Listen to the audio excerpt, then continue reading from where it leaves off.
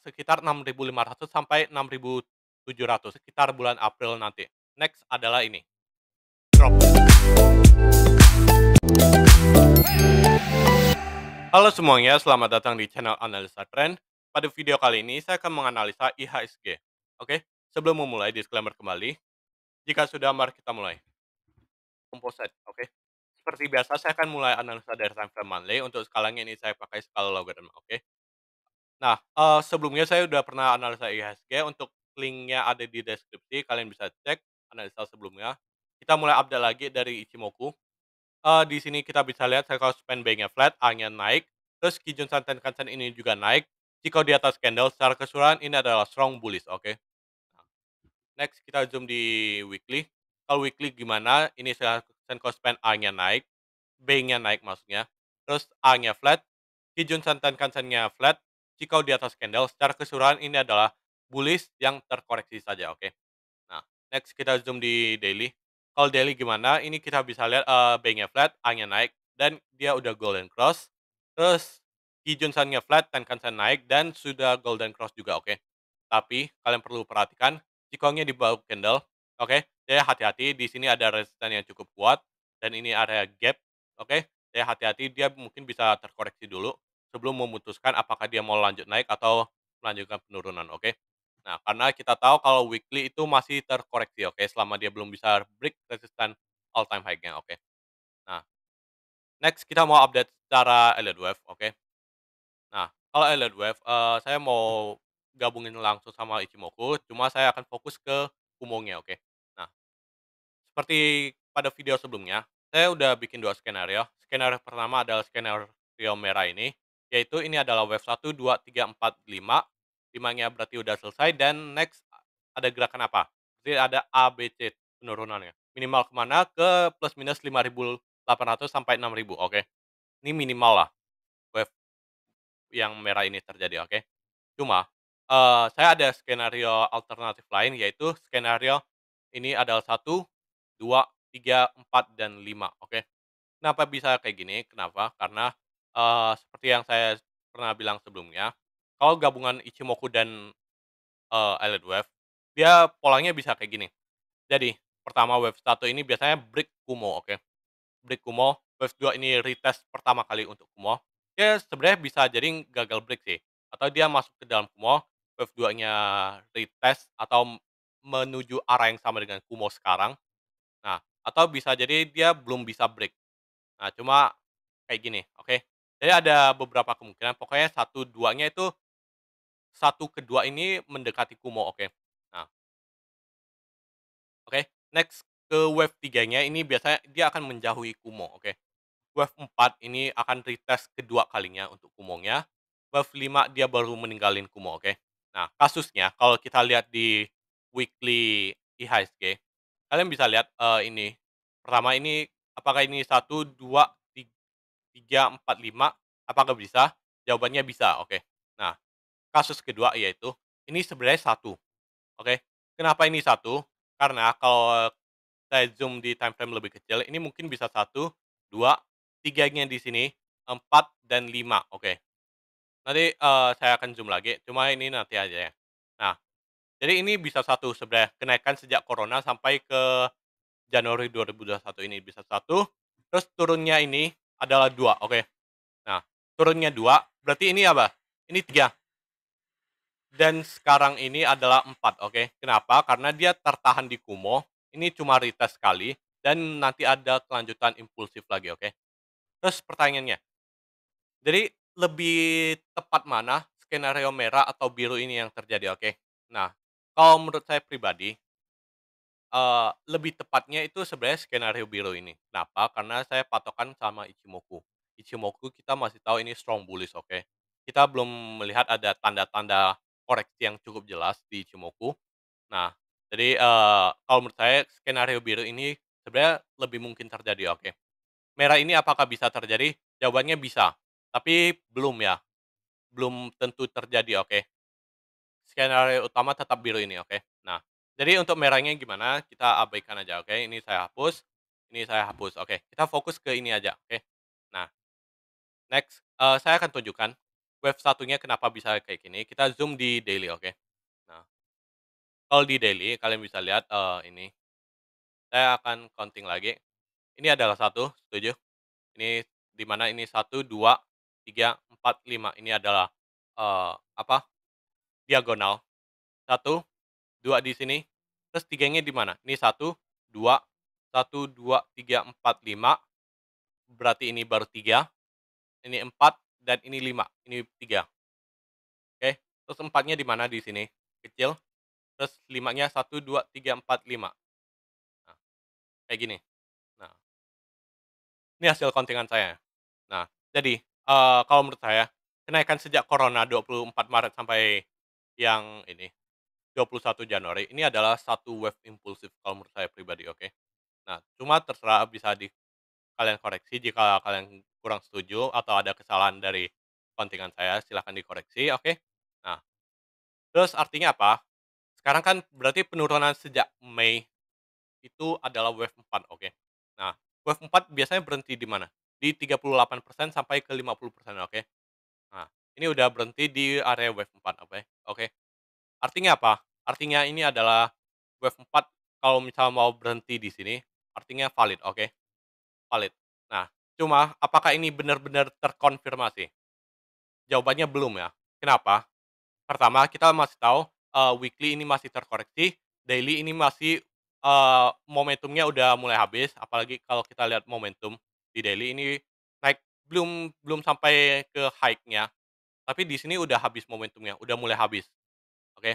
Nah, dari kemungkinan, kalau menurut saya pribadi, ada kemungkinan ini baru gerakan pertama, ini gerakan kedua naik, oke. Nah, minimal dia ada gerakan ketiga, oke. Nah, minimal kayak gini, oke. Dia ada satu gerakan turun lagi, entah dia turunnya cuma turun retracement atau turun lebih dalam, oke. Nah, itu nanti kita akan update lagi. Cuma kalau menurut saya pribadi, dia minimal ada gerakan turun lagi, oke.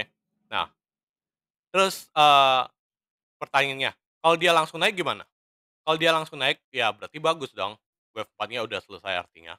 Berarti tinggal lanjutin ke wave 5, oke. Nah, cuma kita jaga-jaga aja, secara objektif kalau menurut saya pribadi, dia masih bisa lanjut penurunan, oke. Nah, bukan berarti dia nggak bisa lanjut naik ya, oke.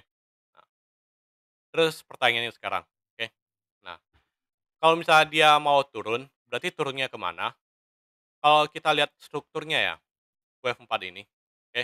Kita persimpel aja, kita jangan anggap ini complex correction dulu, walaupun sebenarnya masih mungkin terjadi. Nih, pertama kalian tarik Fibonacci retracement dari ujung all time high ke low di sini, oke. Nah, saya akan cek sama Fibonacci 0,78. Nih, harga udah menyentuh Fibonacci 0,78, artinya apa? Kemungkinan kalau misalnya ini koreksi, artinya dia akan jadi flat correction, oke. Antara dia regular flat, yang artinya dia akan gini, ini pertama. Jadi dia nggak akan break high-nya, high di sini, tapi dia akan break low di sini. Ini skenario pertama, oke. Nah, skenario kedua adalah dia break high dan break low di sini nanti, baru wave 4, oke. Skenario ketiga adalah dia break high tapi nggak break low. Nah, dan ada kemungkinan juga dia nggak break high dan nggak break low, oke. Nah, jadi ada beberapa kemungkinan lah, makanya, terus kalau misalnya dia mau break ini ya, kita kalau dia break high atau langsung naik terus, ya itu nggak masalah kan. Nah, cuma kita akan, lihat ini tuh kira-kira di mana turunnya, oke. Nah, ini saya hapus dulu, oke. Nah, kalau misalnya flat, biasanya kalian ukur dari low di sini ke high di sini, oke. Perkiraan aja. Nah, targetnya itu kurang lebih di 78 sampai ke 1272, oke. Jadi, wave 4 itu kemungkinan berhenti di area sini, oke. Nah, coba kita clusterin lagi ya, sama yang ini. Ini, saya tarik Fibonacci lagi, dari sini ke sini, oke. Nah, kemungkinan wave 4 tuh biasanya nggak sampai 50%, oke. Nah, jadi artinya apa? Yang range ini wave 4-nya, itu kemungkinan nggak akan sampai 50%. Kita cut di bagian sini, oke. Nah, jadi artinya apa? Kemungkinan untuk wave 4 ini melanjutkan penurunan, kalau dia mau turun sampai ke low sebelumnya lagi, itu mungkin nggak akan nge-break low-nya lagi, oke? Ini skenario hitungan perkiraan ya, bukan berarti ini pasti benar ya. Bisa jadi tetap dia bisa break, bisa jadi enggak. Tapi kemungkinan besar sih enggak akan break low di tanggal 13 Mei, oke? Nah, ini untuk skenarionya, oke? Kalau misal dia langsung naik ya nggak masalah dong kan, ya impulsif ke wave 5, oke, nggak masalah. Nah, next, kita mau cari, wave 5 ini kemana, oke? Wave 5 ini kemana, oke? Nah, saya akan tarik Fibonacci. Pertama, kita tahu kalau wave 3 ini lebih pendek dari wave 1, oke? Wave 3 dari sini ke sini lebih pendek dari wave 1, jelas kan? Oke, jelas kan wave 3 lebih pendek? Nah, berarti 3 saya mau proyeksikan ke low wave 4 di sini, oke? Jadi, kalau secara elite wave, wave 3 tidak mungkin wave paling pendek. Berarti, wave 5 itu nggak akan sampai ke 100% dari wave 3, oke? Dia nggak akan sampai ke 8.300, oke? Nah, next kita mau cari dengan external retracement dari high all time high-nya ke low yang paling rendah tadi, oke? Nah, di sini, ah, terus mana lagi? Saya mau proyeksikan, panjang wave 1 ke 4 juga. Saya mau tambahin 0,38, terus sama ini, satu lagi, dari low corona sampai ke all time high yang sekarang, ke wave 4 ini, oke. Saya mau tambahin lagi Fibonacci ini, oke. Nah, kalau dari sini kita udah tahu, pertama kita abaikan klaster yang di atas 8.300. Kedua, kita tinggal cari klasternya, oke. Nah, pertama ada di sini, 7.600. Kedua ada di sini, 8.000, oke. 8.000 ini juga angka psikologi, oke. 8.000. Berarti, kalau dari sini kita udah tahu, kalau misalnya dengan skenario ini, yang artinya penurunan sejak Mei itu adalah wave 4, artinya kita masih ada satu kali impulsif yang minimal targetnya ada di 7.600 dan target idealnya mungkin ada di 8.000, oke. IHSG ke 8.000 ya lumayan lah ya. Nah, terus pertanyaannya, kalau misalnya ini benar-benar terjadi, next apa? Next adalah ini, drop. Nah, cuma ini masih jauh banget ya, jadi kita nggak usah terlalu dipusingin. Ini mungkin sampai ke 8.000 ini juga masih agak lama, oke. Nggak mungkin dalam 1 2 hari juga kan, oke. Jadi, ini nanti akan saya update. Cuma, untuk struktur IHSG, kalau menurut saya pribadi secara objektif, kita lihat, Ichimoku juga masih strong bullish dan seterusnya, secara struktur elite wave gimana, kalau menurut saya pergerakannya mungkin akan kayak gini, oke. Jadi dia apakah bisa langsung naik ke 8.000? Jawabannya bisa, tapi kemungkinan besar kalau menurut saya pribadi dia mungkin akan turun dulu. Turunnya kemana? Nggak akan break low di sini, 13 Mei. Tapi targetnya itu mungkin ke 6.500 sampai ke 6.700, oke. Nah, jadi hati-hati, IHSG masih bisa drop lagi sekali lagi, sebelum dia ke wave 5, oke? Atau, dia juga belum tentu drop-nya secepat ini ya, bisa jadi drop-nya agak lama, kayak ini, dia drop-nya pelan-pelan, oke? Nah, jadi bukan berarti IHSG pasti drop langsung kayak gini ya, dia mungkin ada kemungkinan dia bisa drop pelan-pelan, atau agak lama dan seterusnya, oke? Nah, terus secara time gimana? Time analysis ya. Saya mau proyeksikan panjang dari wave 2 ini, saya mau proyeksikan ke permulaan wave 4. Wave 4 permulaannya di mana? Kalau menurut saya pribadi ada di sini, 28 April, alias akhir April, oke, akhir April. Kenapa bukan di sini, all time high-nya, di 11 April? Karena kalau kalian counting di sini, oke, kan ini permulaan wave 5 dari 3-nya kan. Ini adalah satu, ini 2, 1, 2, 1, 2, 3, 4, 1, 2, 3, 4, 5, 3, 4-nya di sini, 5-nya lebih pendek dari wave 3. Apakah ini mungkin? Ya, jawabannya masih mungkin ya. Jadi wave 5 itu nggak harus selalu break, high dari wave 3, oke. Nah, kalian bisa cek, silahkan dikoreksi jika saya ada kesalahan, tapi kalau menurut saya pribadi ya wave 4 emang permulaannya di 28 April, oke. Nah, Ini saya proyeksikan ke sini. Next di mana? Saya mau proyeksikan panjang wave 3 ke permulaan wave 4, oke. Di sini. Saya mau tambahin ini ya, Fibonacci, ini 0,236. Oke, terus di mana lagi? Saya mau proyeksikan, high ke high untuk cari low ke low ya. High sini sampai ke high 3 sini, oke. Ujung ke ujung ya, bukan high di sini. Saya ujung wave ke ujung wave maksudnya, oke. Ke sini, oke. Nah, kalau dari sini kita dapat cluster nggak? Sebenarnya cluster-nya nggak bagus ya, kurang lah. Nah, cuma yang paling bagus kalau menurut saya di sini, oke. Kenapa nggak di sini? Karena di sini nggak ada cluster sih hitungannya, tapi juga bisa bisa jadi, oke. Dia bisa jadi selesai di antara Juli sampai ke Agustus, oke. Bisa jadi. Nah, terus kalau nggak di Juli Agustus berarti di September, oke. Nah, antara 2 itu aja, oke. Nah, terus mau coba di ini, cluster-in sama Fibonacci channel dari sini ke sini, tarik ke sini, kurang lebih ada di sini, Juli Agustus, oke.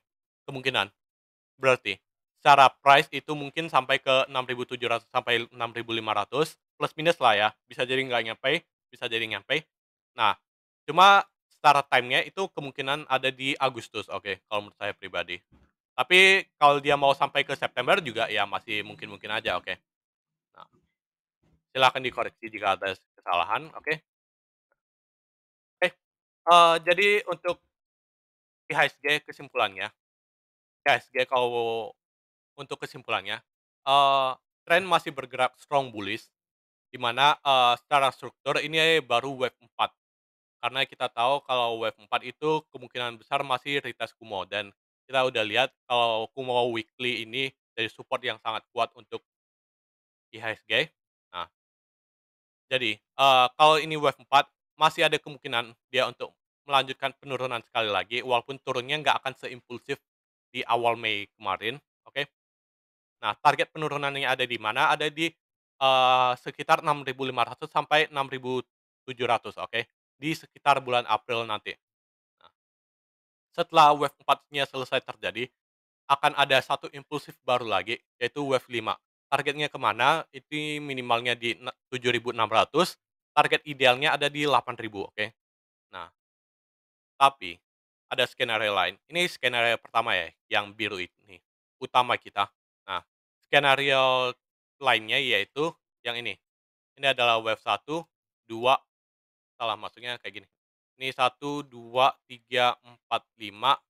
Ini skenario yang sebelumnya, alternatif lain, di mana artinya dia masih bisa melanjutkan penurunan cukup dalam sampai ke 5.800 ke 6.000, oke, minimal, baru bisa lanjut naik, oke. Ini skenario lain ya, jaga-jaga. Ini skenario-nya akan terjadi kalau dia bisa break Kumo weekly. Tapi selama Kumo weekly ini masih menjadi support yang kuat, skenario biru ini yang kita analisa ini yang kemungkinan besar akan terjadi, oke.